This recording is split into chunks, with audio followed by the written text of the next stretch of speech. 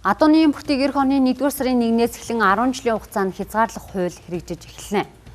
За энэ хугацаанд Монгол адууны генетик нөөцийг тогтоох, төлөв байдлын үнэлгээг наривчлан хийх, үйлдвэр омгийн бүртгэлийг сайжруулах ажлыг зохион байгуулахаар төлөвлөсөн байна.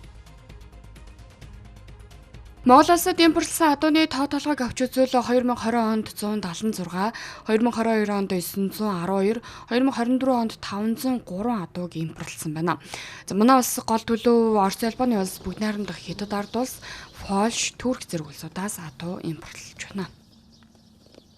Ер нь бол адуу импортлохын тулд одоо мал эмнэлэг ерөнхий газраас импортын мэдээлэл авдаг байгаа. Импортын мэдээлэл мэдээж олохын тулд нөгөө импортлохын өмнөх эрсдлийн хяналт шалгалт хийдэг байгаа. Импортын өмнөх эрсдлийн хяналт шалгалтыг бол тухайн одоо үржлийн мал амтан импортлохоос өмнө одоо тухайн улсдаа одоо 21-с 30 хоног 20-р зэрэгт орсон байгаа. 20-р зэрэгт орохдоо иж бүрэн шинжилгээнд хамрагдсан байдаг. Улсын хилээр одоо импортоор орж ирэхэд нь одоо галийн 20 зэрэг болгон галийн байцаагчд хяналт шалгалт хийхдээ түрүүний миний дээр түрүүнд дурдсалсан одоо бичиг баримтын хяналт шалгалт, анхдагч үзлэг шалгалт, лабораторийн шинжилгээт хяналт шалгалтыг хийгээд галийн алдаас чөлөөлөлтөд тухайн орон нутгийнхын засаг захиргаанд нь шилжүүлж өгдөг байна. 2025 оны хувьд 1100 адуу импортлох квотоос өнөөдрийн байдлаар 700 гаруй адуу буюу 60% орж ирсэн байна. За Монгол улсад 3 үйлдвэрийн адуу, 3 омгийн адуу аль биесээр бүртгэгдэж баталгаажсан байдаг. За эдгээртээ хамаарахгүй ямар төрлийн үйлдвэрийн адуу бий болсон байна вэ гэдгийг импортын хязгаарлалтын хугацаанд шинжилэн тогтоох судалгааны ажил энэ оны 9-р сараас хийгдэж эхэлсэн гэлээ. 2025 оны 12 дугаар сарын 31-ээр бол Монгол улсад гадаадаас үржлийн адуу импортлох ажил тасалбар болоод тодорхой хугацаанд хязгаарлагдана.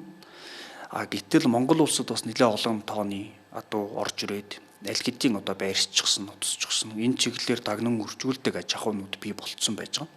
Тэгэхээр эхний ээлжинд одоо бас судалгааны ажлуудаа, үнэлгээний ажлуудаа хийхтэйгээ зэрэгцүүлээд энэ үржлийн аж ахуйнуудаас бойжуулаад бусад одоо үржлийн зориултаар аж ахуй нэгжүүд хувь иргэдэд худалдаалж байгаа энэ адуунууд дээр бүртгэлийн асуудлыг сайжруулах ийм ажлуудыг бол хэрэгжүүлэхээр байгаа.